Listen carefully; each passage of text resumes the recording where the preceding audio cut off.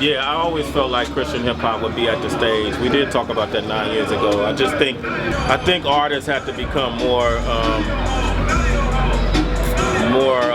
present and more aware with their approach on how to make the music. I don't think it's the message that kept Christian hip hop from growing. I think it was just the approach, the execution of songs in general.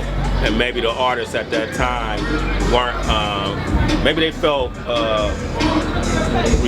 constraints in what they were able to do. Maybe there were rules to Christian hip hop that wouldn't allow them to step out of the box. And Christian, that the genre in itself, is very, you can get really scrutinized, by what you do and what you say, especially when it comes to music. Oh man, listen to that music. That sounds like that rap thing. That's not God's music. That's the devil's music. You had all these type of stigmas and stuff that was put on these artists and these restraints. And now I think they just learned to let go. And so 9 years ago when we talked, I felt that somebody is going to get it. It's going to snap to somebody that you can do the same thing in terms of content, but you got to approach the music differently.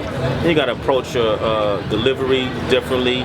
And if you want to, you don't have to assimilate, but you definitely have to evolve. And I think, I guess that was kind of prophetic because we're seeing it now. I've had Andy Minios rapping in ciphers with dudes who were rapping about guns and drugs and whatever else, murder.